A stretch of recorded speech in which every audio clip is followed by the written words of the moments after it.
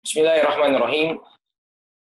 Innal hamdalillah nahmaduhu wa nasta'inuhu wa nastaghfiruh wa na'udzu billahi min shururi anfusina wa min sayyiati a'malina. May yahdihillahu fala mudilla lahu wa may yudlil fala hadiya lahu. Asyhadu an la ilaha illallah wahdahu la syarika lah wa asyhadu anna Muhammadan abduhu wa rasuluh.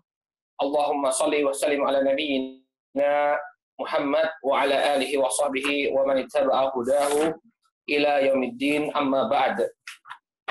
Ikhwani fiddin, saudaraku kaum muslimin yang semoga senantiasa dimuliakan oleh Allah.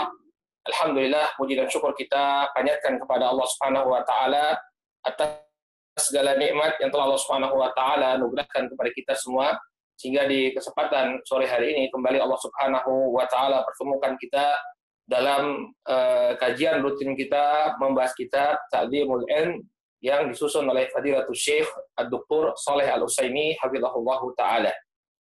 Saudaraku kaum muslimin yang semoga senantiasa dirahmati oleh Allah, pada pertemuan yang terakhir kita telah ambil poin yang ketiga dari Ta'dhimul Ilm, yaitu jam'u himmatin nafsi alaih, mengumpulkan atau menghimpun kesungguh-sungguhan diri dalam menuntut ilmu. Telah kita sebutkan penjelasan beliau tentang poin yang ketiga ini, bahwa untuk mendapatkan ilmu atau sebagai bentuk pengakuan ilmu, hendaknya seorang itu mencari ilmu dengan penuh kesungguh-sungguhan. Dan kesungguh-sungguhan ini, kata beliau, terwujudkan dengan 3 perkara. Yang pertama, semangat untuk mendapatkan kemanfaatan, untuk memperoleh hal-hal yang bermanfaat. Kemudian yang kedua, meminta pertolongan dari Allah Subhanahu wa taala. Kemudian yang ketiga, tidak merasa lemah atau pesimis dalam meraih keberhasilan. Ya, jadi ini 3 perkara, 3 kunci ya untuk menunjukkan kesungguh-sungguhan seseorang dalam menuntut ilmu. Hendaknya dia senantiasa bersemangat, jangan lupa meminta pertolongan dari Allah Subhanahu wa taala, dan hendaknya jangan merasa pesimis. Ya, hendaknya dia memiliki cita-cita yang tinggi. Ya, saya bisa, insya Allah dengan sisi Allah saya bisa. Ya, maka dengan 3 perkara ini, insya Allah dia akan meraih keberhasilan dalam menuntut ilmu. Wallahu taala alam. Sekarang kita akan masuk ke dalam al-maqidur rabi'. Ya, poin yang keempat atau simpul yang keempat dari pengagungan terhadap ilmu. Qala hafizahullahu taala, berkata penulis hafizahullahu taala, al-maqidur rabi' sarful himmati fihi ila ilmi al-Qur'an was sunnah. Simpul yang keempat atau poin yang keempat, yaitu memalingkan perhatian sepenuhnya kepada ilmu Al-Qur'an dan As-Sunnah. Jadi asal dari ilmu atau fondasi dari ilmu agama ini adalah Al-Qur'an dan As-Sunnah. Al-Quran dan hadis Nabi Shallallahu Alaihi Wasallam. Maka hendaknya seseorang ya yang menjadi perhatiannya yang paling utama adalah Al-Quran dan Sunnah. Ya, dia mulai dengan mempelajari Al-Quran, ya bagaimana cara membaca Al-Quran yang benar, kemudian dia menghafalkan Al-Quran. Demikian juga dia menghafalkan hadis-hadis Nabi Alaihi Wasallam. Ya, mulai dari kitab-kitab yang ditulis oleh para ulama yang mengumpulkan hadis-hadis Nabi alaihi salatu wassalam, seperti kitab Arba'in An-Nawawiyah. Kemudian dia mulai menghafalkan kitab yang lainnya seperti kitab Bulughul Maram. Kemudian dia mulai menghafal Ummahatus Sittah, ya perhatian yang tertuju dalam Ummahatus Sittah, Sahih Al-Bukhari, Sahih Muslim, Sunan At-Tirmidzi, Sunan Abu Dawud, kemudian Sunan Ibnu Majah dan Sunan An-Nasai, ya. Maka seseorang hendaknya sadar betul bahwa ilmu itu asalnya adalah Al-Quran dan Sunnah. Sehingga ini yang perlu dia kuasai, ini yang perlu dia pelajari dengan penuh kesungguh-sungguhan. Ya, jadi jangan kemudian ilmu yang paling basic ini dia lupakan, ilmu yang paling basic ini dia lupakan. Adapun ilmu-ilmu lainnya, ilmu-ilmu selain Al-Quran dan Sunnah, maka ini ilmu yang mengkhidmah, kata beliau. Ya, ilmu yang melayani Al-Quran dan Sunnah. Ya, seperti ilmu bahasa Arab, kemudian ilmu usul fiqh, ya ilmu mustalahul hadis dan yang semisalnya. Ini adalah ilmu-ilmu yang melayani Al-Quran dan Sunnah. Dan tentu dia pelajari juga. Namun harus ingat, inti dari pelajaran atau inti dari belajar agama adalah belajar Al-Quran dan Sunnah Nabi alaihi salatu wassalam. Ya. Maka satu aib yang kita dapati di sebagian para penuntut ilmu ketika mereka tidak memusatkan atau tidak berfokus, ya tidak memfokuskan dirinya untuk menguasai kitabullah dan sunnah Nabi Shallallahu Alaihi Wasallam. Ya, semangat untuk belajar mempelajari ilmu-ilmu selain Al-Quran dan Sunnah, tapi dia tidak berusaha bagaimana misalnya membaca Al-Quran ya, dengan baik.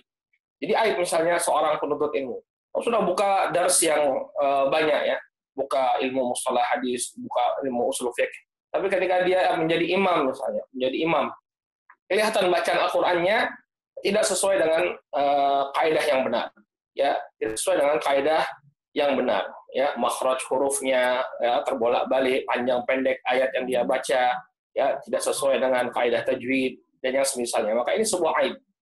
Maka hendaknya seseorang dia memulai ya fokus dia belajar Al-Quran dan Sunnah Nabi alaihi salatu wassalam. Ini adalah inti daripada ilmu, ya, sehingga seseorang hendaknya sebagaimana yang beliau sebutkan, dia memalingkan perhatian sepenuhnya kepada ilmu Quran dan Sunnah. Kata beliau, inna kulla ilmin nafi', ya, kulla ilmin nafi' maradduhu ila kalamillahi wa kalami Rasulillahi sallallahu alaihi wasallam. Kata beliau, hafizahullah taala, sesungguhnya ilmu yang bermanfaat itu kembalinya adalah kepada kalamullah dan kalamnya Rasul sallallahu alaihi wasallam. Kembalinya kepada Al-Quran dan juga sunnah Nabi alaihi salatu wasallam. Wa bakil ulum imma khadimun lahuma fa yu'khadh minhu ma tatahaqqa bihi al-khidmah au ajnabiyyun anhuma fala yadurru al-jahlu bihi.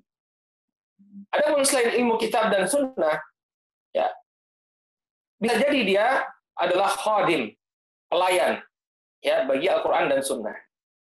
Jadi ilmu selain Al-Quran dan sunnah ini adalah ilmu-ilmu yang dipelajari untuk melayani Al-Quran dan sunnah, agar orang memahami Al-Quran dan sunnah itu dengan pemahaman yang benar. Fa yu'khadhu minhu ma tatahaqqaqu bihi al-khidmah. Maka ilmu-ilmu ini diambil ya untuk mewujudkan pelayanan terhadap Al-Quran dan sunnah. Ya, agar Al-Quran dan sunnah tadi bisa dipahami dengan pemahaman yang benar. Jadi kenapa kita misalnya belajar ilmu lughah, belajar ilmu mustalahul hadis, belajar ilmu usul fiqh? Tujuannya agar Al-Quran dan sunnah ini bisa kita pahami dengan pemahaman yang benar.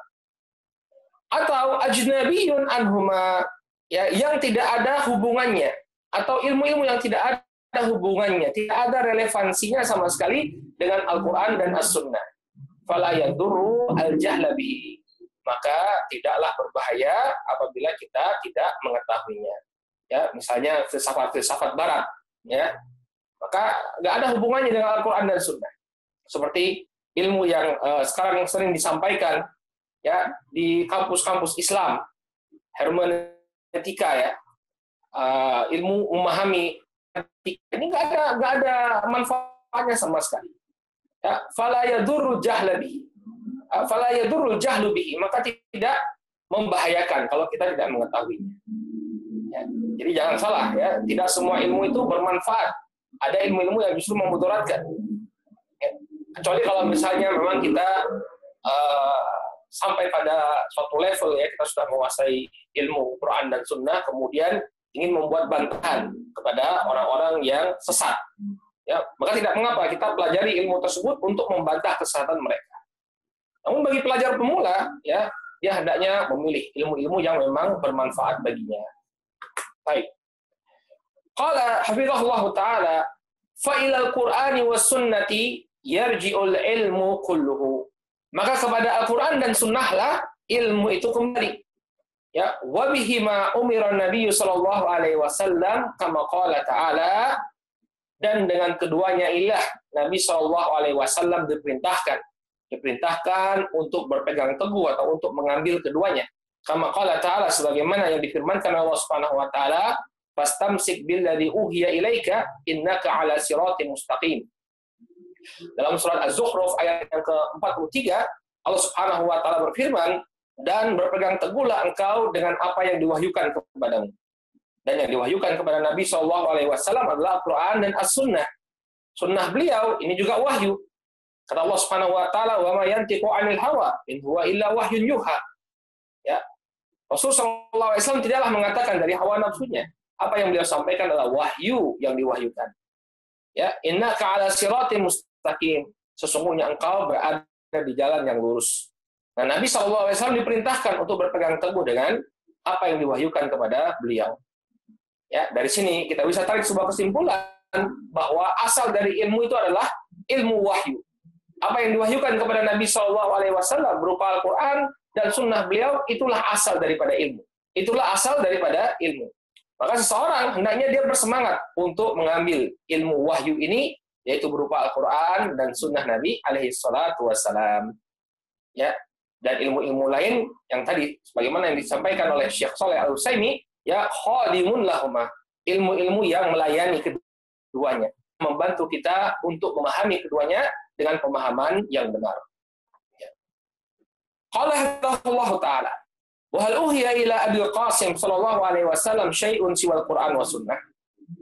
Apakah ada yang diwahyukan kepada Abul Qasim, yakni Rasulullah sallallahu alaihi wasallam, syai'un siwal Qur'an wa sunnah, sesuatu selain Al-Qur'an dan sunnah?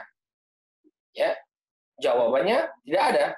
Yang diwahyukan kepada Abul Qasim Rasul alaihi salatu wasallam al-Mustafa hanyalah Al-Qur'an dan sunnah. Wa man ja'ala ilmahul Qur'an wa sunnah kana muttabi'an ghaira mubtadi'in. Maka barang siapa yang menjadikan ilmunya itu adalah Al-Qur'an dan sunnah, maka dia menjadi seorang muttabi', seorang pengikut Rasul sallallahu alaihi wasallam. Kenapa barakallahu fikum seorang yang menjadikan ilmunya Al-Qur'an dan sunnah dikatakan sebagai pengikut Nabi alaihi salatu wasallam? Karena ilmunya Nabi Shallallahu Alaihi Wasallam adalah Al-Quran dan As-Sunnah. Ya, ghairu mubtadi', dan dia bukan seorang yang mubtadi', ya, yang mengadakan perkara yang baru. Ya, mubtadi', dia berpaling kepada ara'un nas, kepada pikiran-pikiran manusia, kepada pemahaman-pemahaman manusia, ya, kepada pemikiran-pemikiran yang menyimpang. Ya, adapun orang yang mengambil Al-Quran dan Sunnah, dia berarti telah mengikuti Nabi SAW. Karena ilmunya Nabi adalah Al-Quran dan Sunnah. Ya, wa nala minal ilmi ya awfarahu, dan dia akan mendapatkan ilmu yang sangat banyak, ilmu yang sangat bermanfaat, ilmu yang sangat berharga. Kalau dia benar-benar mengambil ilmu Al-Quran dan As-Sunnah. Baik.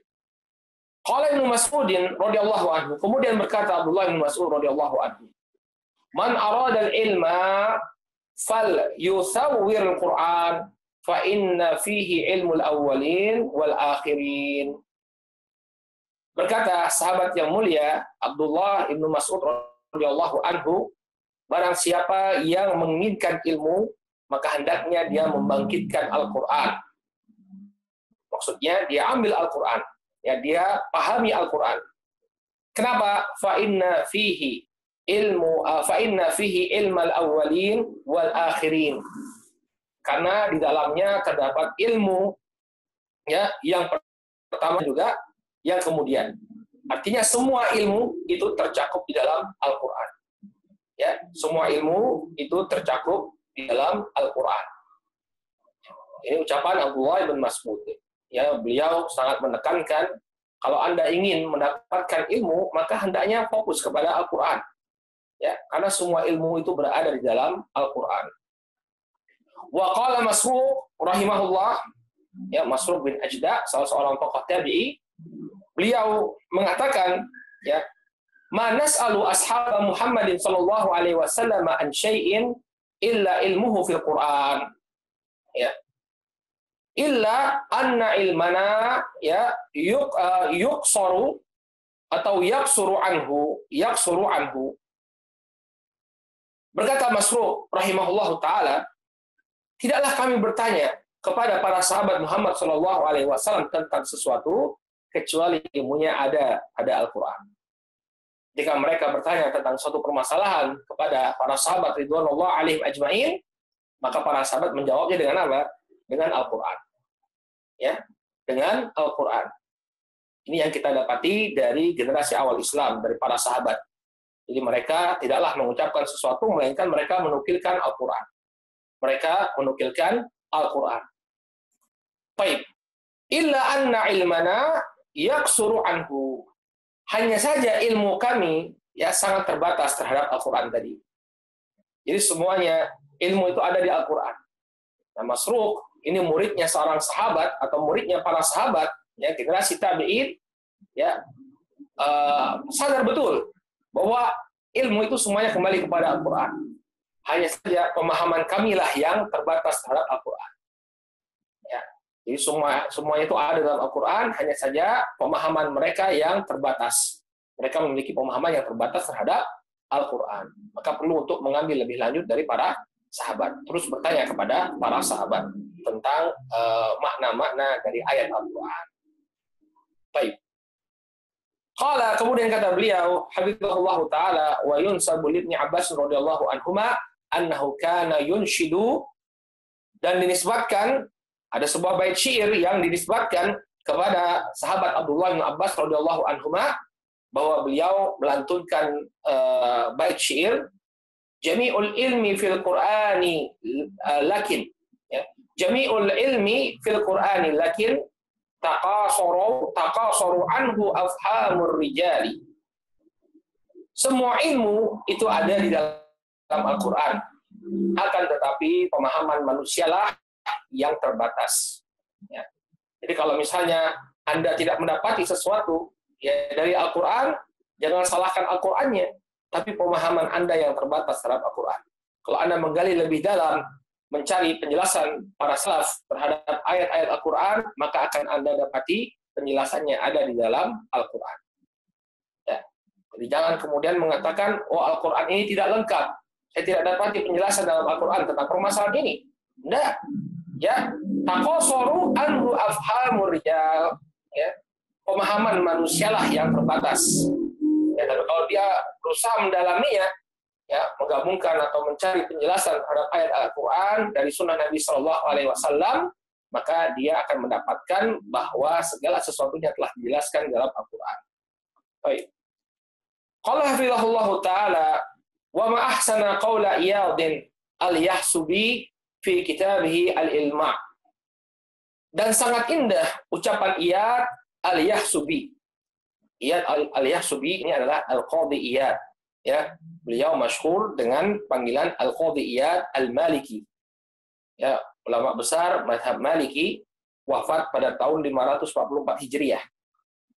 Ya, jadi Al-Qadhi Iyad itu nama aslinya Iyad Al-Yahsubi. Dalam kitab beliau Al-Ilma. Beliau mengatakan al-ilmu fi aslaini la yaduhuma illa al-mudillu 'anit tariqil lahibi. Ilmul kitabi wa ilmil athari allati qad usnidat an tabi'in an sahabi an sahibi. Ya. Kita ulangi, al-ilmu fi aslaini la yaduhuma illa al-mudillu 'anit tariqil lahibi. Ilmul kitabi wa ilmul athari allati qad usnidat an tabi'in an sahibi. Kata Al-Qadhi Iyad rahimahullahu taala, ilmu itu ya fi aslaini, ilmu itu kembali kepada dua pondasi. La yaduhuma illa al-mudil anit tariqil lahibi. Ya, tidak ada orang yang meninggalkan keduanya, melainkan orang yang sesat dari jalan yang demikian jelas. Jadi kata Qadhi Iyad, pondasi ilmu itu ada dua. Ya, barang siapa yang meninggalkannya, maka dia akan tersesat dari jalan yang demikian jelas. Ya. Kemudian kata beliau, rahimahullahu ta'ala, ilmul kitabi wa ilmul athari allati qad usnidat an tabi'in an sahibi. Apa kedua ilmu yang merupakan pondasi dasar? Ya, yaitu ilmu kitab dan ilmu athar.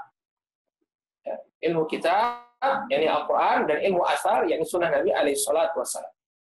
Allati qad usnidat an tabi'in an sahibi, yang disandarkan atau yang diambil dari para tabi'in, dari para sahabat Nabi alaihi salatu wassalam.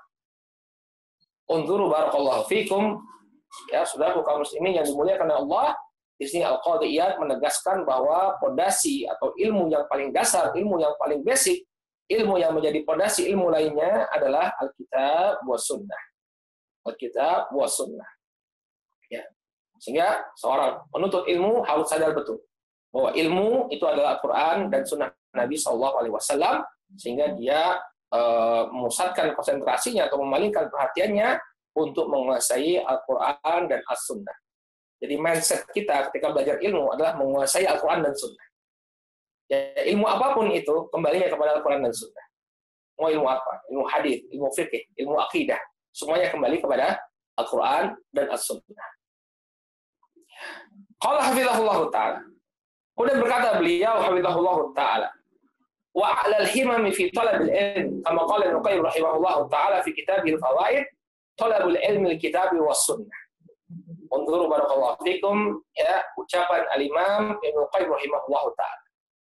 Kata beliau, wa 'alal himami fi talabil ilm, dan cita-cita yang paling tinggi dalam menuntut ilmu sebagaimana yang disebutkan oleh al-Imam Ibnu Qayyim rahimahullahu ta'ala dalam kitab beliau Al-Fawaid, talabul ilmi al-kitab was sunnah, yaitu menuntut ilmu kitab was sunnah. Ini a'lal himami fi talabil ilm.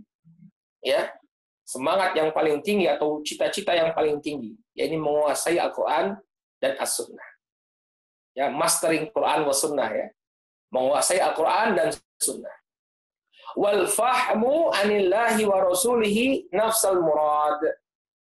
Dan juga memahami, ya, memahami sebagaimana yang diinginkan oleh Allah dan Rasulnya. Jadi bukan sembarangan mengilmui Al-Quran dan Sunnah, tapi dengan pemahaman yang keliru. Ya, tapi memahami Al-Quran dan Sunnah juga sesuai dengan apa yang diinginkan oleh Allah Subhanahu wa Ta'ala dan Rasulnya. Makanya kita menempuhnya atau mengambil Quran dan Sunnah ini melalui para salaf. Ya, memahaminya dengan pemahaman para salaf. Kenapa? Karena para salaf inilah yang memahaminya sesuai dengan apa yang diinginkan oleh Allah dan Rasulnya. Mereka adalah generasi pertama, mereka adalah murid-muridnya Rasul Shallallahu Alaihi Wasallam, sehingga mereka paham. Yang diinginkan oleh ayat inilah yang diinginkan oleh Allah dan Rasulnya. Dari ayat ini yang dipahami oleh mereka, inilah yang diinginkan oleh Allah dan Rasulnya.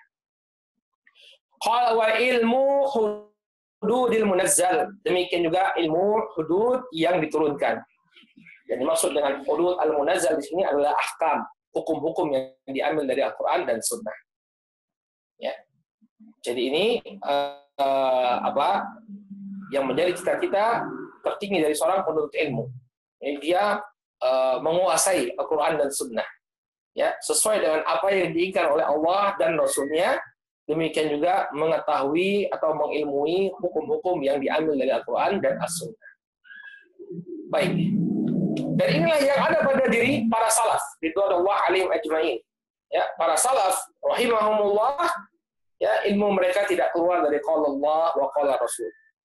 Ilmu mereka tidak keluar dari qala Allah wa qala Rasul.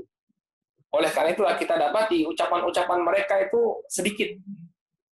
Ya, ucapan mereka pribadi itu sedikit. Ya, banyaknya apa? Banyaknya itu Quran Sunnah, Quran Sunnah, Quran Sunnah. Ya, ucapan mereka sedikit. Makanya kata beliau di sini kemudian, waqad kana hadza huwa ilmu salaf. Maka inilah yang menjadi ilmu para salaf, alaihim rahmatullah. Semoga Allah Subhanahu wa taala merahmati mereka. Tsumma kathrul kalam ba'dahum fi ma la yanfa. Baru kemudian terdapat banyak ucapan dari orang-orang setelah mereka dalam perkara-perkara yang tidak ada faedah, yang tidak ada manfaat. Ya, jadi para salaf itu yaitu ucapan mereka Al-Quran dan Sunnah. Dan tentunya ini merupakan ucapan yang bermanfaat. Ya. Wa khairul hadithi kalamullah wa khairul hadi Muhammad sallallahu alaihi wasallam. Sebaik-baik ucapan adalah kalamullah dan sebaik-baik petunjuk adalah petunjuk Muhammad sallallahu alaihi wasallam. Maka para salaf ketika mereka berbicara dengan Al-Quran dan As-Sunnah. Ya, jarang sekali ada ucapan yang mereka ucapkan yang disebabkan pada diri mereka. Waqad kana hadza huwa ilmu salaf alaihim rahmatullah. Tsumma kathrul kalam ba'dahum fi ma la yanfa. Baru setelah masanya mereka mulai banyak, ya, ucapan-ucapan yang tidak bermanfaat. Fal ilmu fi salafi aktsar wal kalamu fi man ba'dahum aktsar. Maka ilmu yang terdapat pada salaf ini lebih banyak. Ya, adapun ucapan dari orang yang setelah mereka ini lebih banyak. Jadi ilmunya salaf itu lebih banyak walaupun ucapan mereka sedikit. Sebaliknya ilmu di generasi belakangan Ini sedikit, tapi ucapannya yang banyak. Omongannya yang banyak, perkataannya yang banyak. Ya. Makanya ditulis sebuah kitab ya oleh Imam Ibnu Abdul Bar, ya, Fadlul Ilmi Salaf alal Khalaf. Keutamaan ilmu salaf daripada generasi belakangan, ya, daripada khalaf. Ya, ucapan mereka sedikit, tapi sangat bermanfaat. Karena itu adalah mutiara-mutiara yang dipetik atau diambil dari Al-Quran dan Sunnah. Berbeda dengan generasi belakangan. Ucapan mereka banyak, tapi tidak bermanfaat. Qala Hammad ibn Zaid, kemudian beliau menutup pembahasan poin yang keempat ini, atau poin yang keempat ini, beliau menukilkan ucapannya Ayyub Asy-Syikhtiyani yang disampaikan oleh Hammad bin Zaid. Ya. Hammad bin Zaid ini adalah Hammad bin Zaid Al-Basri. Ya, beliau adalah seorang tabi'in, wafat tahun 194 Hijriah. 179 Hijriah. Ya. Dan beliau berguru dengan kepada banyak tabi'in, di antaranya Ayyub Asy-Syikhtiyani. Ya, di antara guru beliau adalah Ayyub Asy-Syikhtiyani, dan ini guru yang beliau banyak mengambil ilmu. Adapun Ayyub Asy-Syikhtiyani, beliau adalah seorang tabi'i, wafat tahun 131 Hijriah. Ya, dan beliau pernah melihat Anas bin Malik radhiyallahu taala anhu. Ayyub Asy-Syikhtiyani, ya, seorang tabi'i, wafat tahun 131 Hijriah. Ya, beliau banyak mengambil hadis dari para kibar tabi'in seperti Mujahid, kemudian Nafi', Maula Ibnu Umar, Al-Hasan Al-Basri, dan Muhammad bin Sirin. Jadi Ayyub Asy-Syikhtiyani ini seorang tabi'i, adapun Hammad bin Zaid Al-Baghdadi ini seorang tabi'ut tabi'in. Ya. Baik. Qala Hammad ibn Zaid, qultu li Ayyub Asy-Syikhtiyani. Berkata Hammad bin Zaid, aku mengatakan kepada Ayyub Asy-Syikhtiyani, al-ilmu al-yawma akthar aw fi ma taqaddam. Aku bertanya kepada Ayyub Asy-Syikhtiyani, ya, ilmu pada hari ini apakah lebih banyak, ya, ataukah lebih banyak pada orang-orang terdahulu? Faqala, maka Ayyub Asy-Syikhtiyani mengatakan, al-kalamul yawma akthar wal ilmu fi ma taqaddam akthar. Ucapan manusia pada zaman sekarang ini lebih banyak, adapun ilmu itu lebih banyak terdapat pada orang-orang terdahulu. Padahal Ayyub Asy-Syikhtiyani seorang tabi'i mengatakan bahwa, ya, ucapan di masa sekarang, di masa tabi'i ini banyak, tapi ilmu lebih banyak pada generasi terdahulu. Ya, tentunya memang seperti itu, ya, sunnatullah. Bahwa ilmunya para sahabat tentu lebih banyak daripada ilmunya para tabi'i. Ya. Demikian juga yang dinukilkan oleh Syekh dalam syarahnya, Syekh Utsaimin dalam syarahnya, beliau menukilkan ucapan Ibnu Abil Izz Al-Hanafi dalam syarah At-Tahawiyah, ya, falidzalika kana kalamul mutaakhirin katsiran qalilal barakah bikhilafi kalamil mutaqaddimin fa innahu qalilun katsirul barakah. Kata Imam Ibnu Abil Izz, ya, oleh karena itulah, ya, ucapan orang-orang belakangan ini banyak, tapi keberkahannya sedikit. Berbeda dengan ucapan orang-orang terdahulu, ya, maka sesungguhnya ucapan mereka sedikit, tapi keberkahannya banyak. Ya. Apa sebabnya? Ya, ucapan mereka ini sedikit, tapi banyak barokahnya. Ya. Dijelaskan oleh beliau, wa min jamili ma yuzkar anna ahad as-salihin wasmuhu Hamdun al-Qassar, termasuk sesuatu yang indah untuk disebutkan bahwa ada seorang hamba yang saleh, seorang ahli ibadah yang saleh, ya, namanya Hamdun al-Qassar, mengatakan ma balu kalamus salaf anfa min kalamina. Hamdun al-Qassar ini ditanya, kenapa ucapannya para salaf ini lebih bermanfaat dari ucapan kita? Faqala li'annahum takallamu li'izzil Islam. Karena sesungguhnya mereka berbicara untuk keagungan Islam, wa najatin nufus, dan untuk keselamatan jiwa, wa ridha rahman, dan untuk mendapatkan ridha ar-Rahman.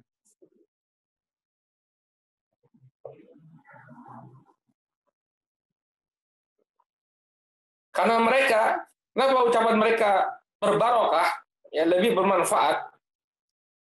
Karena mereka berbicara untuk izil Islam, untuk kemuliaan Islam. Yang mereka tidak menyampaikan sesuatu, tidak berbicara kecuali untuk kemuliaan Islam. Wa najatin nufus, dan untuk keselamatan jiwa mereka. Ya.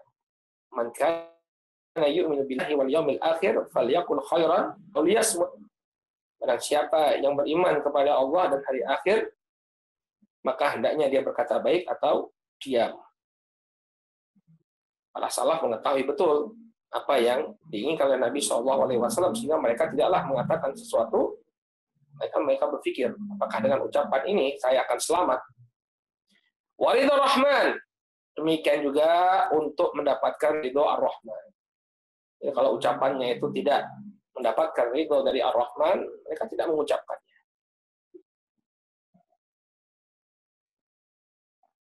Ini suatu ucapan yang perlu menjadi perenungan kita. Kenapa ucapannya para salaf itu lebih bermanfaat, ya, dan lebih kekal sampai sekarang kita masih menukilkannya?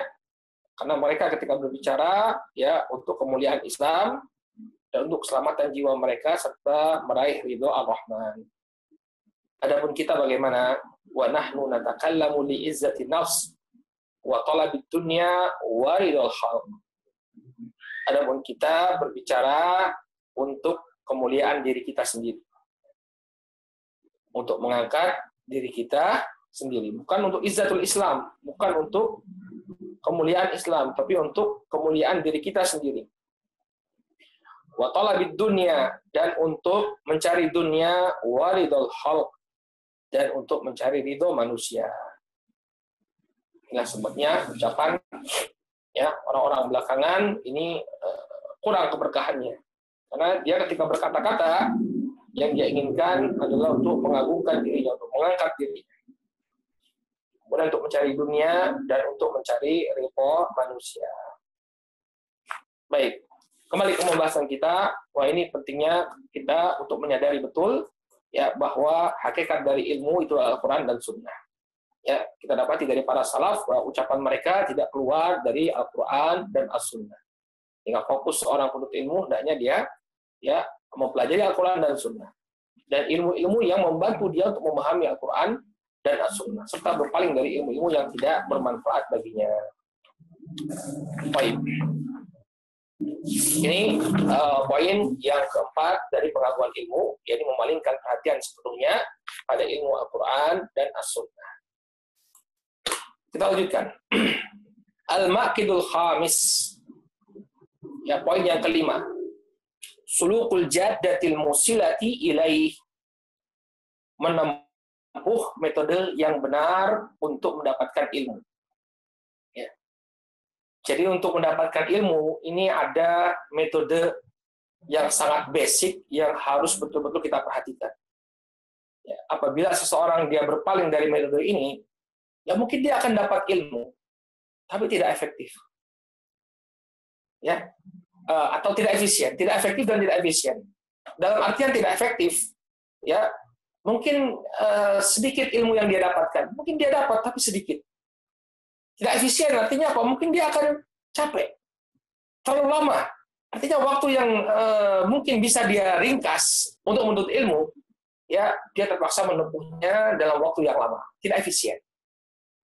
Ya. Sehingga di sini beliau akan jelaskan, termasuk pengagungan terhadap ilmu, Anda harus menempuh metode yang benar dalam mendapatkannya. Jangan hanya sekedar menghadiri majelis ilmu saja. Kalau memang ingin mendapatkan keberhasilan dalam menuntut ilmu, ada metodenya. Ya, ada metodologinya. Dan tentunya yang beliau sampaikan ini adalah metode yang ideal, ya. Metode yang ideal. Karena kalau saya perhatikan apa yang beliau sampaikan ini mungkin agak sulit untuk kita kita lakukan, ya. Kalau beliau mengatakannya di Saudi Arabia, di mana para ulama itu bertebaran, mereka yang memiliki takhasus, yang memiliki spesialisasi dalam ilmu tertentu, ya tidak bisa menerapkan metodologi ini. Ya, tapi kalau di negeri kita mungkin agak sulit. Karena beliau akan menyebutkan bahwa cara belajar itu yang paling efektif kata beliau adalah menguasai suatu matan ilmiah di hadapan guru yang mutamakin, guru yang benar-benar menguasai. Misalnya dia belajar akidah, dia ambil kitab akidah, kemudian dia belajar di hadapan seorang guru yang benar-benar menguasai ilmu akidah secara mendalam. Ini metode yang paling efektif. Belajar ilmu mustalahul hadis, dia belajar, dia ambil matan ilmu mustalahul hadis, belajar di hadapan seorang guru, seorang ulama, seorang alim yang benar-benar menguasai ilmu hadis. Demikian juga permasalahan fikih, demikian juga permasalahan yang lainnya, ya. Atau dia belajar lughah, belajar ilmu nahwu, ya benar-benar belajar di hadapan seorang guru. Dia ambil kitab, ya, sebuah matan yang terpilih, yang paling bagus. Kemudian dia duduk di hadapan seorang guru mempelajari matan itu, dan gurunya adalah orang yang sangat menguasai. Ya. Dan ini yang kita dapat di Yaman, ya. Jika belajar di Yaman, ada beberapa orang guru yang memang mutakhasis. Ya, seperti Syekhuna Abu Khalid Asy-Syihri, ya, beliau itu 15 tahun ngajar akidah. 15 tahun ngajar akidah. Ya, kalau ngajar kitab seperti Al-Usul Ats-Tsalatsah, kemudian Al-Qawaidul Muthla atau Kitab Tauhid, ya beliau itu hanya buka kitab saja nih. Syekhuna Abu Khalid itu hanya buka kitab, kemudian ya sudah, nggak ngelirik kitabnya. Ya, ngajar ya udah bicara bab ya. Kitabnya nggak dilirik sama sekali. Nah, 15 tahun udah ngajarkan kitab itu. Sangat mendalam pemahamannya terhadap kitab yang dia ajarkan. Nah, idealnya seperti itu. Kalau ada yang berhasil belajar, ya belajarlah suatu matan kitab yang muktamad, suatu matan kitab yang benar-benar diajarkan dan dipilih oleh para ulama kepada seorang guru yang mungkin, yang mutamakin dalam ilmu tersebut, dalam kitab tersebut. Ya, idealnya seperti itu, ya. Tapi sebagaimana yang disebutkan oleh para ulama, ya, ma la yudraku kulluhu la yutraku julluh. Apa yang tidak bisa kita ambil seluruhnya, maka jangan tinggalkan sebagiannya. Kalau kita nggak dapati ilmu tersebut, ya paling ada guru yang seperti itu, ya paling tidak ada orang yang pernah belajar kepada para ulama, kemudian mengajarkan kita ilmu tersebut. Ini paling tidak yang bisa kita tempuh. Namun metode yang paling idealnya kata beliau, kita ambil matan yang terbaik, kemudian kita belajar duduk di hadapan seorang ulama yang benar-benar menguasai. Ya. Tapi ingat tadi, kalau nggak bisa kita dapati yang ideal, ya sudah. Ya, kita ngambil matannya saja. Mungkin ada ustadz yang pernah belajar, ya. Karena ini juga membutuhkan waktu. Seorang ustadz, dia memiliki keahlian, ini butuh waktu. Ya belajar di Yaman berapa tahun, ya, belajar di Madinah cuma berapa tahun, ya dan itu juga yang dipelajari banyak, itu banyak, sehingga kita belum sempat untuk menjadi mutakhasis, ya belum sempat untuk mendalami satu bidang, karena banyak ilmu yang perlu kita pelajari. Nah, idealnya kan kalau kita menguasai semua ilmu secara global, kemudian kita punya satu bidang ilmu yang kita kuasai, ini idealnya. Nanti kita jadi rujukan, orang kalau mau belajar kita, misalnya, ya, setelah belajar semua kitab-kitab akidah dia kuasai, belajar fikih, kitab hadis semua dia pelajari. Oke, sekarang saya sepertinya punya kecenderungan, ya, suka ilmu hadis. Udah, dia belajar ilmu hadis. Dia dalami, ya, mulai dari yang paling ringan, kemudian mulai sampai kepada jarh ta'dil, kemudian sampai ilal hadis, dia kuasai, dia kuliti semua, dia pahami. Nah, ketika dia mengajar hadis, bisa jadi rujukan. Ya. Nah, mungkin kalau asatidzah yang dari Madinah, ya bisa seperti ini, ya. Kalau misalnya S1, S2, S3-nya ini satu jalur, ya bisa mungkin, ya. Misalnya satunya hadis, S2-nya hadis, S3-nya hadis, ya mungkin keluar ke Indonesia benar-benar menguasai. Seperti Ustadz Dasman, ya, kalau saya tidak salah di Pekanbaru, kan memang menguasai ilmu hadis, ya. Jadi ini idealnya seperti, atau Ustadz Arifin Badri, ya, itu kan masalah fikih. Jadi beliau mendalam, memiliki pemahaman yang sangat mendalam, ya, dalam menguasai satu bidang. Adapun kalau kita ini, ya apa kata orang, mukrahun akhak la batal. Ya, istilahnya kalau diterjemahkan dalam bahasa Indonesia, tak ada rotan akan menjadi, ya. Yang penting kita sudah pernah belajar, kemudian kita ajarkan kepada murid-murid kita.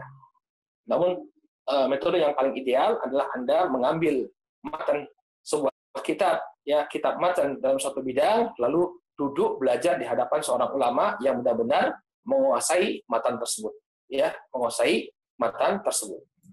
Baik, kita baca penjelasan Syekh. Qala likulli matlubin tariqun yusilu ilaih. Ya. Segala sesuatu yang ingin diraih itu pasti ada jalan untuk mendapatkannya. Ya. Pasti ada jalan untuk mendapatkannya. Kita menginginkan sesuatu, pasti ada jalan untuk mendapatkannya. Fansalaka jaddatal matlubihi, ya, alqafathu alaih. Barang siapa yang menempuh jalan yang benar untuk meraih apa yang diinginkan, maka dia akan mendapatkannya. Kalau jalannya sudah benar, cepat atau lambat, dia pasti akan sampai. Ya enggak? Misalnya, Anda ingin menempuh perjalanan ke kota Jakarta, dari Yogyakarta. Ya, jalannya sudah benar. Walaupun itu berjalannya dengan berjalan kaki, ya, mengalami kepayahan, suatu ketika akan sampai ke Jakarta. Ya, misalnya dari Jogja, tentu kalau dia mau ke Jakarta, ya, dia ke arah barat. Nah, tapi kalau misalnya dia ingin ke Jakarta, tapi jalan yang dia tempuh adalah jalan menuju Surabaya, dia berangkat ke timur, berjalan ke timur. Ya, jalannya salah. Ya, sudah capek, sudah mengeluarkan biaya, sampai nggak dia ke Jakarta? Jawabannya tidak akan sampai. Kenapa? Salah jalan. Ya, karena dia salah jalan. Maka barang siapa yang menempuh jalan yang benar, dia akan sampai. Walaupun mungkin tertatih-tatih, mungkin capek, mungkin apa. Tapi satu ketika insya Allah dia akan sampai kepada tujuannya. Wa man adalah anha lam yadfar matlubahu. Ya, barang siapa yang berpaling dari jalan yang benar, dia tidak akan mendapatkan. Ya, sampai kapanpun kalau antum, ya, berjalan ke arah timur, ya, mungkin antum tidak akan sampai ke Jakarta kecuali antum mengelilingi dunia. Ya, dan itu pun hanya bisa diraih oleh orang yang menganggap bumi itu bulat. Kalau penganut bumi datar nggak bisa. Ya, al-muhim kalau dia berpaling dari jalan itu, ya, dia salah jalan, sampai kapanpun dia tidak akan mendapatkan. Qala wa inna lil ilmi tariqan man akhta'aha dhalla wa lam yanal maqsud. Maka untuk meraih ilmu, kata beliau, ada jalan. Barang siapa yang salah jalannya, maka dia akan tersesat dan tidak akan mendapatkan apa yang dia inginkan. Ya. Jadi kalau dia tersesat, dia salah jalan, maka dia tidak akan mendapatkan apa yang dia inginkan. Wa rubbama asaba faidatan qalilatan ma'a ta'bin katsir. Dan terkadang yang dia dapatkan hanya sedikit, tapi capeknya luar biasa. Cuma dapat capeknya doang, faedahnya cuma sedikit. Kenapa? Karena salah jalan. Yaitu tadi, misalnya, ya, ke Jakarta tapi muter-muter dulu dia. Ke Solo dulu, kemudian ke Ngawi, kemudian naik ke utara, baru dia ke Jakarta. Ya mungkin dapat, sampai. Tapi capeknya luar biasa. Capeknya luar biasa. Qala wa yaqulu Az-Zarnuji rahimahullahu ta'ala fi kitabih Ta'limil Muta'allim, dan berkata Al-Imam Az-Zarnuji rahimahullahu ta'ala dalam kitab beliau Ta'limul Muta'allim. Al-Imam Burhanuddin Az-Zarnuji Al-Hanafi, ya, beliau wafat tahun 591 Hijriah. Kitab beliau yang masyhur, ya, ini yang dinukilkan oleh beliau, Ta'limul Muta'allim. Ya, kalau orang punya riset tentang adab menuntut ilmu, nah, sering yang jadi salah satu rujukan adalah kitab Ta'limul Muta'allim karya Al-Imam Az-Zarnuji rahimahullahu ta'ala. Ya, dia seorang ulama bermadzhab Hanafi, ya, wafat tahun 591 Hijriah. Qala wa kullu man akhta'a at-tariq dhal wa la yanalu al-maqsuda qalla aw jal. Maka setiap orang yang salah jalan, dia akan tersesat dan tidak akan mendapatkan apa yang dia inginkan, sedikit ataupun banyak. Nah, Jadi beliau tegas, kalau Anda salah metode dalam belajar, ya Anda akan tersesat dan tidak akan mendapatkan apa yang Anda inginkan. Wa qala Ibnu Qayyim rahimahullahu taala fi kitabihil fawaid. Dan Imam Ibnu Qayyim rahimahullahu taala menyebutkan dalam kitab beliau Al-Fawaid, al-jahlu bit-tariq wa afatiha wal maqsudi yujibu ta'ab al-katsir ma'al faidatil qalilah. Ketidaktahuan terhadap jalan yang harus ditempuh. Demikian juga ketidaktahuan terhadap gangguan yang akan dihadapi dalam perjalanan tersebut, dan ketidaktahuan terhadap maksud dari perjalanan tadi, ini akan menghasilkan kelelahan yang luar biasa, ya, dengan faedah yang sangat sedikit. Ya, tapi faedahnya sedikit. Capeknya luar biasa, tapi faedahnya sangat sedikit. Ya. Jadi orang ketika dia ingin menempuh suatu perjalanan, pertama dia harus tahu yang mana sih yang dia tuju, apa sih yang Anda inginkan, ya, mana tujuan Anda. Oh, saya mau ke Jakarta. Baik, tujuannya kota Jakarta. Kemudian al-jahlu bit-thariq, jalannya mana? Ya, jalannya mana? Sehingga dia tahu jalannya menuju kota Jakarta. Dia harus tahu jalan menuju kota Jakarta. Wa afatiha, demikian juga gangguan-gangguan apa? Idealnya dia tahu gangguan atau hadangan apa yang akan dia dapati dalam perjalanan, sehingga mungkin dia bisa mengatur waktunya. Misalnya dia akan melalui suatu tempat yang banyak tindak kejahatannya. Misalnya ya, ini kita umpamakan seorang menempuh perjalanan. Dia akan menempuh suatu tempat yang dikenal banyak tindakan kejahatan di sana. Maka solusinya apa? Jangan melakukan perjalanan malam, perjalanan siang saja. Ya nggak? Ketidaktahuan orang terhadap tujuannya, ketidaktahuan seseorang terhadap jalan yang dia tempuh, ketidaktahuan seseorang terhadap gangguan yang akan dia hadapi dalam perjalanan tersebut, ya, yujibu ta'ab, akan mengakibatkan dia mengalami kelelahan yang luar biasa. Salah jalan, coba antum bayangkan, ya, zaman belum ada Google Maps, ya, kalau misalnya kita dulu bertanya, cari salah jalan, udah kebablasan, harus muter lagi, kemudian nggak ada putaran. Misalnya ini ya, lokasi yang kita tuju sudah lewat. Wah, ketika dilihat, waduh, ternyata udah lewat. Waktu itu kita di jalan satu arah, nyari putaran, semuanya diblokir. Ya, terpaksa belok sini, tiba-tiba kemudian ada orang lagi hajatan, harus balik lagi. Ya, capek. Tapi kalau kita sudah tahu jalannya mana, ya, petanya mana, ada acara apa, ada halangan apa, akan lebih mudah bagi kita untuk mendapatkan apa yang kita inginkan. Akan lebih mudah bagi kita untuk sampai ke tujuan. Luar biasa. Al-Imam Ibnu Qayyim rahimahullah taala ini membuat satu perumpamaan yang sangat perlu kita perhatikan. Ketidaktahuan seseorang kepada tujuan yang dia kepada apa yang dia tuju, kemudian jalan yang menyampaikannya, dan juga ketidaktahuan dia terhadap gangguan yang akan dihadapi, ini hanya akan menyebabkan kelelahan yang luar biasa. Ma'al faidatil qalilah. Tapi faedahnya sedikit. Ya, udah capek, nggak dapat faedah. Ya, ibarat orang ada undangan walimah, ya, ada undangan walimah, kemudian dia salah jalan, udah capek-capek, ya, salah jalan, ketika sampai ke sana walimahnya sudah bubar, ya, makanannya sudah habis, tinggal sisa-sisa. Jadi ya tinggal makan makanan sisa-sisa tadi, yang harusnya dia bisa makan dengan enak di acara walimah tadi, dan sudah dapatnya sisa-sisanya, ya, es krimnya sudah habis, baksonya sudah habis, ya. Ya, jadi seperti itu orang dalam menuntut ilmu. Jadi kita harus tahu jalan yang akan menyampaikan kita kepada ilmu. Kemudian apa jalannya? Ini yang paling penting, ya. Ini yang paling penting. Ya, setelah kita mengetahui bahwa dalam menuntut ilmu ini ada jalan yang baik atau jalan yang efektif bagi kita untuk mendapatkan ilmu, maka di sana ada jalannya. Ya. Apa jalannya? Nah, ini diringkaskan oleh beliau di sini.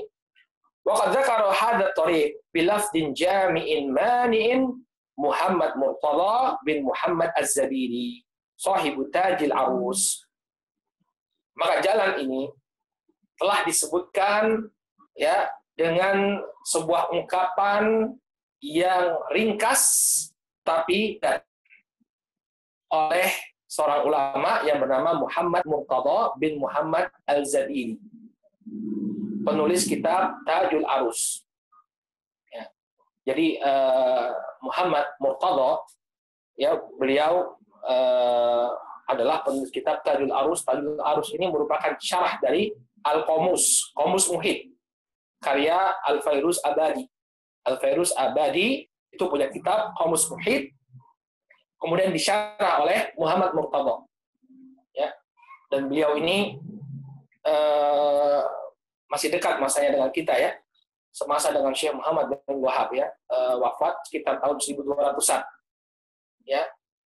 Muhammad Murtadha, dan kalau saya tidak salah beliau ini orang India, ya. Orang India, ya, atau berasal dari India. Ya. Beliau mensyarah kitab Tajul Arus, ya, mensyarah kitab Al-Qamus, Qamus Muhit, karya Al-Fairuz Abadi, ya, diberi nama Tajul Arus. Beliau menyebutkan fi manzumatihi, ya, fi manzumatin lahu tusamma alfiyah as-sanad atau alfiyah as-sanad. Beliau menyebutkan dalam manzumah beliau yang diberi judul Alfiyah as-sanad. Yaqulu fiha, beliau menyebutkan di dalamnya. Nah, ini pentingnya kita, ya, belajar adab menuntut ilmu. Jadi sebelum kita melangkah lebih jauh, kita sudah diberikan rambu-rambu. Anda kalau ingin berhasil, ini jalannya. Dan ketika kita belajar adab ini dari seorang ulama yang mumpuni, kita akan dapatkan mutiara-mutiara yang sangat berharga. Ya, berbeda kalau misalnya minta nasihatnya atau minta adabnya itu dari seorang pelajar pemula. Ya, kalau kita ngelihat ulama yang sudah lama makan asam garam dunia menuntut ilmu, maka kita akan dapati ringkasan-ringkasan, mutiara-mutiara yang tinggal kita ambil dari mereka. Baik, ini faedah beliau temukan dalam Manzumah Alfiyah as-Sanad karya Muhammad Murtadha. Ya. Qala fama hawa al-ghayata fi alfi sanah syahsun fakhudh min kulli fannin ahsan rajhi ta'khudhuhu ala mufidin nasihi. Baik. Ya, 1000 tahun, kata beliau, tidaklah cukup bagi seseorang untuk meraih ilmu. Fakhudh min kulli fannin ahsanah. Maka ambillah, ya, matan yang terbaik dari setiap bidang ilmu. Maka ambillah matan yang terbaik dari setiap bidang ilmu. Bihifdi matnin jami'in lirajih. Dengan menghafal matan yang mengumpulkan pendapat yang terkuat. Ya. Ta'khudhuhu ala mufidin nasihi. Engkau mempelajari matan tersebut di hadapan seorang guru yang mufid nasih, yang memberikan faedah dan nasih, yang tulus atau yang bijak dalam mengajarkan ilmu. Ya. Jadi kata beliau, ilmu ini banyak. Ya, kamu tidak akan bisa, walaupun 1000 tahun yang kau ambil untuk mendapatkan ilmu, kamu nggak akan bisa untuk meraih semua ilmu. Ya, saking luasnya ilmu. 1000 tahun tidak akan cukup untuk mendapatkan ilmu. Maka apa strategi kita? Ya, strategi yang paling efektif untuk mendapatkan ilmu, khudh min kulli fanin ahsana bihifdhi matnin jami'in lirajih. Maka ambil pada setiap bidang, ya, sebuah matan yang kuat, artinya yang diakui oleh para ulama. Jadi maksud rajih di sini adalah yang diakui oleh para ulama, bahwa ini adalah matan yang bagus. Ya, misalnya dalam permasalahan nahwu, matan yang paling bagus kata para ulama Alfiyah Ibnu Malik. Ya, Alfiyah Ibnu Malik. Maka kita belajar Alfiyah Ibnu Malik. Atau ya, dalam ilmu yang lainnya, ya, contohnya dalam mustalah hadis, ya, Alfiyah Al-Iraqi misalnya. Maka ambil satu, ya, kemudian mungkinkan, hafalkan, dan pelajari di hadapan seorang guru yang benar-benar menguasai, ya, matan tersebut. Maka inilah metode yang efektif sekali dalam mempelajari ilmu. Inilah metode yang efektif dalam mempelajari ilmu. Ya. Qala hafizahullah ta'ala, "Fatariqul ilmi wa jaddatahu mabniyatun ala amrayn." Maka jalan untuk mendapatkan ilmu, ya jalan yang benar untuk mendapatkan ilmu, ini dibangun di atas dua perkara. Man akhadha bihima kana mu'azziman lil ilm. Maka barang siapa yang menempuh dua jalan ini, dia telah mengagungkan ilmu. Li'annahu yatlubuhu min haitsu yumkinul wusul ilaih. Karena dengan menempuh jalan ini, dia telah berusaha untuk mendapatkan ilmu ya dengan menempuh jalan yang benar. Ya. Jadi kalau seseorang itu dikatakan dia mengagungkan sesuatu, dia akan menuju sesuatu tersebut dengan jalan yang benar, bukan jalan yang semrawut, tidak. Tapi dia tempuh jalan yang paling cepat, tempuh jalan yang paling baik. Apa dua perkara tadi? Kembali kepada apa yang disampaikan oleh Syekh Muhammad Al-Murtada, kata beliau, fa'amma al-amrul awal fahifdhu matnin jami'in lirajihi. Maka perkara yang pertama adalah ya menghafalkan matan yang mengumpulkan ya pendapat-pendapat yang kuat. Dijelaskan oleh beliau bahwa maksud dari matan yang kuat ini artinya yang diakui oleh para ulama, direkomendasikan oleh para ulama. Ya.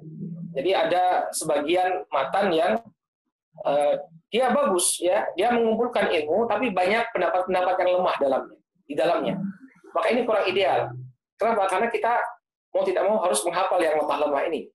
Tapi kalau kita menghafal suatu matan yang memang sudah diakui oleh para ulama, ucapan penulis dalam matan tersebut ucapan yang kokoh, ucapan yang benar, ya, maka tentu ini lebih ideal untuk kita hafalkan dan kita pelajari. Fala budda min hifdzin. Maka seseorang itu haruslah menghafal. Ini yang berat bagi sebagian penuntut ilmu. Ya, ilmu itu dengan menghafal. Ilmu itu dengan menghafal. Fala budda min hifdzin. Wa man dhanna annahu yanalul ilma bila hifdin fa innahu yatlubu muhal. Maka barang siapa yang mengira dia akan mendapatkan ilmu tanpa menghafal, maka sesungguhnya dia telah mencari sesuatu yang mustahil. Ya, dia telah mencari sesuatu yang mustahil. Gak mungkin Anda mendapatkan ilmu tanpa menghafal. Ya. Ilmu agama itu harus dengan menghafal. Imma itu menghafal Al-Quran, imma itu menghafal As-Sunnah, atau menghafal matan-matan ilmiah. Wal mahfudhu al-mu'awwal alaihi huwal matnul jami' lirajihi ay al-mu'tamadu inda ahlil fan. Maka hendaknya yang dihafalkan, ya, yang kita mu'awwal alaih, yang kita fokus untuk menghafalkannya itu adalah matan yang mengumpulkan pendapat yang kuat. Apa maksudnya al-jami' ar-rajihi di sini? Al-mu'tamadu inda ahli fan. Yaitu yang dipakai, ya, yang para ulama itu menjadikannya sebagai sandaran.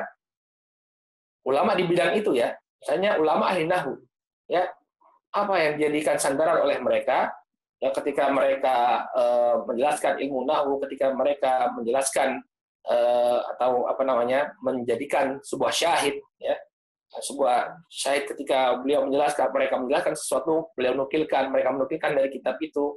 Artinya kitab itu adalah kitab yang muktamad di sisi mereka, kitab yang dijadikan referensi oleh mereka, kitab yang direkomendasikan oleh mereka.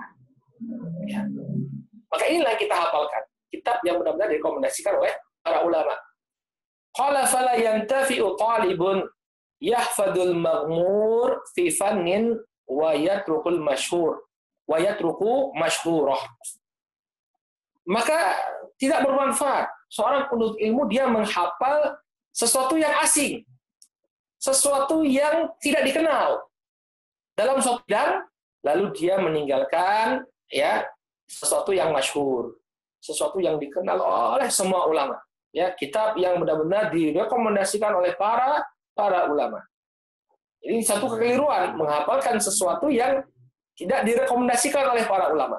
Makanya antum penting kalau belajar ilmu, ya, kalau belajar adab talibul ilm, lihat silsilah atau kitab-kitab yang hendaknya dipelajari dan dihafalkan. Ini penting sekali. Ya, ini penting sekali bagi seseorang. Ya, agar dia tahu mana sih kitab yang direkomendasikan.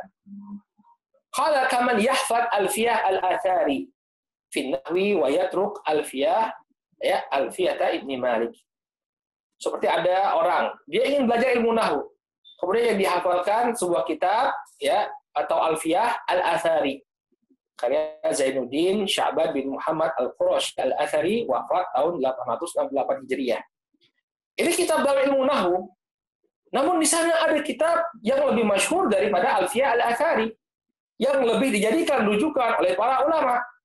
Ya, sehingga kitab Alfiyah al-Athari ini jangan kemudian Anda jadikan sebagai patokan, kemudian Anda hafalkan dan Anda pelajari, karena di sana ada matan yang lebih ideal ya dalam ilmu nahwu, ya, dalam ilmu lughah. Ya, kitab apa itu? Alfiyah Ibni Malik. Alfiyah Ibni Malik. Maka ketika seseorang ingin belajar, ketika dia dihadapkan pada dua kitab ini, dia ambil yang lebih ideal, yakni Alfiyah Ibni Malik. Ya, dia ambil kitab Alfiyah Ibni Malik. Tapi siapa di antara kita yang bakal mengajarnya? Sedikit sekali ya, kecuali kalau di pondok pesantren banyak yang belajar Alfiyah Ibni Malik. Dan itu pun kebanyakan tidak selesai. Karena banyak sekali bait syair. Ya. Kalau untuk pemula yang direkomendasikan oleh para ulama, ya, diantaranya oleh Syekh Muhammad bin Shalih Al-Utsaimin adalah kitab Al-Ajurumiyah, matan Al-Ajurumiyah. Jadi kalau antum belum bisa belajar Alfiyah Ibnu Malik, setidaknya belajar matan Al-Ajurumiyah. Ini juga suatu hal yang muktamad, ya, yang direkomendasikan oleh para ulama, terutama bagi para mubtadi'in. Ya, terutama bagi para mubtadi'in. Direkomendasikan bagi mereka untuk belajar matan Al-Ajurumiyah. Ya. Ini perkara yang pertama. Ini apa? Hifdzu matnin jami'in birajih. Ya, menghafalkan matan, mengumpulkan pendapat-pendapat yang kuat, ya, yang direkomendasikan oleh para ulama. Wa amma al-amru tsani ya fa akhdhuhu ala mufidin nasih. Ya, sebagaimana disebutkan oleh Syekh Muhammad Murtada, ada pun perkara yang kedua, ambillah ilmu tersebut, ya, atau pelajarilah matan tersebut, ya, dari seorang yang mufid dan nasih. Nanti beliau akan jelaskan apa makna mufid. Mufid ini artinya orang yang benar-benar menguasai. Bahasa kitanya apa? Memiliki kompetensi untuk mengajarkan matan tersebut. Ya. Adapun nasih ini yang dia bijak. Ya, bijak memilihkan jalan yang terbaik bagi muridnya. Ya. Kemudian di sini, ya. Fa tarja'u ila syaikhin, ya, tatafahamu anhu ma'ani. Maka hendaknya engkau, ya, pergi ke seorang syekh, ya, belajar kepada seorang syekh, kemudian mempelajari matan tersebut, mempelajari makna-makna dalam matan tersebut, ya, yattasifu bihadaini wasfain, di mana syekh itu memiliki dua karakter atau dua sifat. Segera cari, ya, pelajari matan tersebut kepada seorang guru yang terpenuhi padanya dua sifat. Ya. Awaluha al-ifadah. Yang pertama, sifat yang pertama adalah sifat ifadah. Memberikan faedah. Apa yang dimaksud dengan al-ifadah di sini? Barakallahu fiikum. Ya. Wahya al-ahliyatu fil ilm. Keahlian dalam ilmu, kompetensi dalam ilmu. Fayakunu mimman urifa bi talabil ilm wa talaqqihi hatta adrak. Maka hendaknya guru tempat kita belajar itu dikenal bahwa dia pernah menuntut ilmu. Ya, dan mempelajari ilmu tersebut sampai dia kuasai. Jangan sembarangan memilih guru. Ya, kalau ingin mempelajari, mendapatkan sesuatu, teliti, guru ini pernah nggak belajar? Pernah nggak mempelajari ini? Sama siapa dia belajarnya? Seberapa besar penguasaannya terhadap ilmu tersebut? Fasarat lahu malakatun qawiyatun fihi. Maka sang guru ini memiliki apa? Malakail qawiyah. Dia memiliki penguasaan yang kuat terhadap matan yang akan diajarkan. Ya, Masya Allah. Ya, jadi memilih guru pun harus lihat-lihat dia menguasai atau tidak. Kalau dia tidak menguasai, maka Ya, kalau ada guru yang lain, saya bilang ya, saya katakan ini kondisi ideal. Ini kondisi ideal. Kalau memang kita tinggal di suatu tempat di mana banyak ahli ilmu, apalagi orang-orang yang mutakhasis ya, dalam suatu ilmu, maka masya Allah ini nikmatnya luar biasa. Silakan Anda duduk di hadapannya. Tapi kalau nggak ada, apakah kemudian kita biarkan saja nunggu ada orang yang mutakhasis? Ya, misalnya ada orang yang nggak mau belajar, kenapa? Nggak ada, Ustadz itu cuma pernah belajar ini saja, nggak mendalam pemahamannya tentang ilmu nahwu. Ustadz Fulan ini nggak mendalam pemahamannya tentang ilmu hadis. Ya, padahal dia mampu, gurunya ini mampu sebenarnya mengajarkan hal-hal yang ringan dari suatu cabang ilmu. Tapi dia nggak mau. Kenapa? Alasannya dia nggak menguasai secara mendalam. Sampai kapanpun aku nggak bakal dapat ilmu. Tidak apa yang disampaikan oleh beliau ini kondisi ideal. Kalau memang ada ulama yang mutakhasis dalam satu bidang, yang mendalam pemahamannya, itulah yang akan menjadi pilihan kita dalam belajar. Tapi kalau enggak, ya maka jangan tinggalkan semuanya. Ya, paling tidak kita pernah memahami ya suatu bidang, ya walaupun hanya di tepi-tepinya. Ini lebih bermanfaat daripada kita tidak mencicipi sama sekali. Ya. Dan banyak orang yang tidak pernah mencicipi ilmu sama sekali, tapi kalau berbicara tentang ilmu gayanya luar biasa. Ini kita ketawa aja lihatnya. Jangan seperti itu ya, ikhwan, para penuntut ilmu, ya para santri jangan seperti itu. Ya, kita belajar tahu kapasitas diri kita. Ya, orang-orang itu bisa bicara komentar ya, karena nggak punya ilmu,